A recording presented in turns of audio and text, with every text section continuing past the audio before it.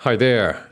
You are listening to the Common Action Forum's monthly podcast, where we look for alternative narratives to shape a better world.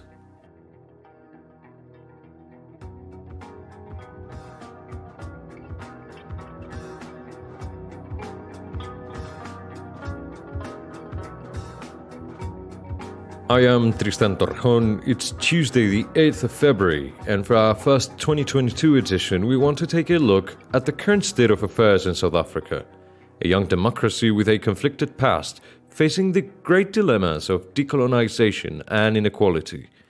And for that, we have Mr. Thembisa Fakude here with us. Good day, Thembisa. Thank you for joining us. Thembisa Fakude has been a member of the board of the Common Action Forum since its inception in 2015. Senior researcher and director at the Africa-Asia Dialogues think tank, he's a regular contributor and analyst for several South African newspapers and sits on the board of the Mail and Guardian. Thembisa, we live in a time in which global structural fights are being looked at again through the lens of social justice and mobilization, all the way from the Me Too and the BLM movements to the struggle for climate justice.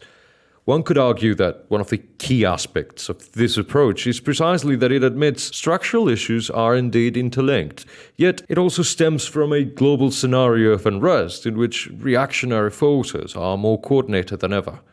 The fight against the apartheid regime in South Africa is an undeniable reference for movements all over the world, maybe more so today than it's been for years. In your opinion, which are the main lessons the anti-apartheid movement has to offer?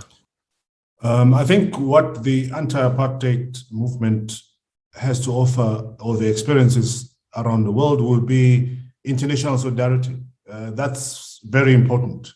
We've seen the operation of social movements in silos over the years. There are a lot of legitimate socio-political issues, but most of them have been conducted nationally, notwithstanding, of course, that we have the facilitation of the internet, but somehow there's been a restriction. I know that the Me Too movement, Black Lives Matter movement have a little bit of traction, but I would have expected that given the advent of internet and social media, they would have been much more global compared to what we saw over the past few months when these platforms, and almost a few months and few years, respectively, to some of them, when these platforms emerged. So the international solidarity is key, and I think it can be facilitated by the social media, and that's what the South African struggle can offer. And also this permanent, perpetual acknowledgement that the world will always be full of injustices, and we need to be continually concerned and aware of these injustices. We don't have to be reactionary, but we have to be active at all times in ensuring that we identify these injustices wherever they emerge. So we need a permanent platform that will continue with the struggle on social justice. It shouldn't be a reactionary or ad hoc formation and organization of movements whenever there are challenges in the world. This should be an ongoing struggle for all of us. South Africa is a very young democracy. It has a young workforce, a diversified economy, and plenty of resources. Yet it's been locked for years in a spiral of instability, with issues like insecurity, income inequality, unemployment, corruption, and capital flight becoming more pressing. Which are the key factors you see behind this? We haven't had such a case or political case in the world, actually, where you had the majority of the people that were oppressed by a minority, and over the years that led into the minority controlling the economy, etc. So in addressing that, you'll need certain drastic movements and initiatives. And what the South Africans have tried to do, they are continually trying new ways of readdressing these injustices of the past.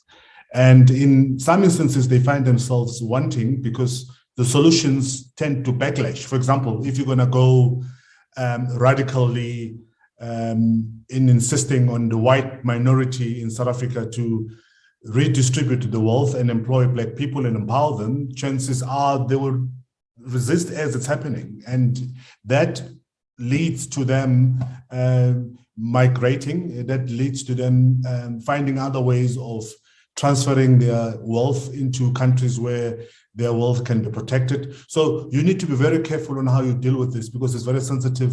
Plus, you've got international regimes in terms of economy facilitation that allows the capital flight, for example. So how do you deal with this situation? And I think the South African case is interesting. And the South Africans continue to navigate these processes carefully, first by ensuring that you don't offend the tax base, which is the small little base that continues to sustain the economy and of course the country. Because if you're going to have measures which are going to lead to investor flight and tax base flight from the country, you are likely therefore to end up relying on donations and funding from institutions such as the United Nations and IMFs and all of that. So you have to find a way that's going to balance, first keeping the current base intact and at least motivated that they should be here and it's worthwhile for them. Second, you need to also find a way of encouraging them and impressing on them the importance of ensuring that wealth distribution is of benefit to all South Africans, not necessarily them. So it doesn't really make sense to have a small group of individuals with the 80% or so of the country's wealth while the majority of the people remain poor. You are likely to have the escalation of social ills that we've seen happening in South Africa. So it's work in progress. But at the same time, as a South African, I must say it's fascinating to be here because you get to experience this. I had a chance of traveling around the world. And when you come back to this country, you realize that as it's heaven for social scientists and political students. So those people who want to learn about the progression of democracy and how nations were actually established. The best place to be at this particular point in time will be South Africa because of this pull and push, clumsy democratic establishment that we see happening. It's clumsy in a way, but luckily it's not as violent as other countries. So you have debates taking place at various platforms in the country. You have people talking, you have people protesting, you have people doing all kinds of things that you ordinarily expect from a developing nation and a developing democracy. So there's a lot to learn, but at the same time, it depends where you sit and how aware you are in terms of historical development of politics. And as I've said, for me as a South African sitting where I'm sitting, I find the processes that are taking place in South Africa extremely fascinating. And it's a place where I will encourage those who want to study politics and social sciences. It's a place to be at the moment. Lastly, and regarding the protests and this whole pull and push movement that you mentioned, the ANC moved from being the main organization in the anti-apartheid fight into becoming South Africa's main political party. It stayed steadily in power since 1994, yet its internal struggles seem to have taken a hold of the country, sometimes even serving as triggers for latent unrest. What do you see in the ANC's foreseeable future, Thembisa? Well, first of all, chaos, disorganization, pull and push are the pillars or characteristics of any democracy. Democracy is clumsy in its nature, and we have to accept that. There is no peaceful, less eventful democratic process. And what we see in South Africa is exactly that. What makes me sleep better at night is that it's less violent compared to other African countries. You have people are competing for the place of power, and people are competing to occupy the top of the food chain, and it's happening. One. Two is you have very strong democratic platforms in South Africa. This is why you're going to have a past immediate president of the country taken to court and subsequently jailed because of the wrongs that he committed in the past, and also the not accepting that he has to operate within certain democratic parameters. So that in itself is the maturing of a democracy, as far as I'm concerned, that the president is arrested. Yes, we have problems, including looting, but looting in itself is also part of the democratic process. People will always, whenever they're angry, ban things, and it happens everywhere in the world. It happens in Europe, it happens in the United States, wherever people are upset. It happened recently in France, where people had this sustained protest and they were vandalizing shops, etc. So vandalization and destruction of property is part and parcel of a democratic process. Of course, the law enforcement must come in to ensure that they prevent those kind of things from happening, but you can't really suppress. So whenever you allow protests to take place, what you do is you prepare for the worst and hope for the best. And most protests often have that element of vandalization of property. So what we see in South Africa happening at the moment is exactly that, the maturing of a democracy.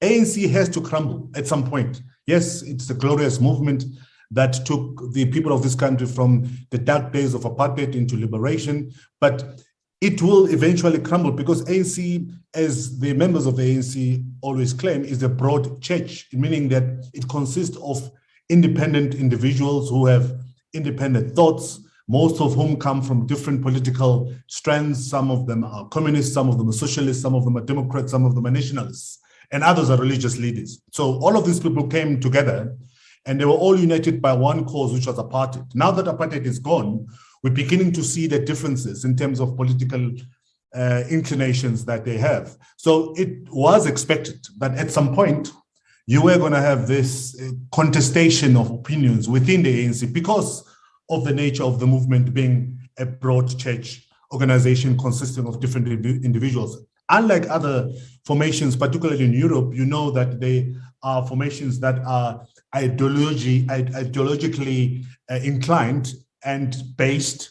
So you have a socialist international, socialist movement from one country, or a nationalist movement from one country. All members of those organizations often share the same political thought. In South Africa, different case. ANC had people who share different thoughts. You had nationalists within the ANC, you had tribalists within the ANC, and socialists and internationalists.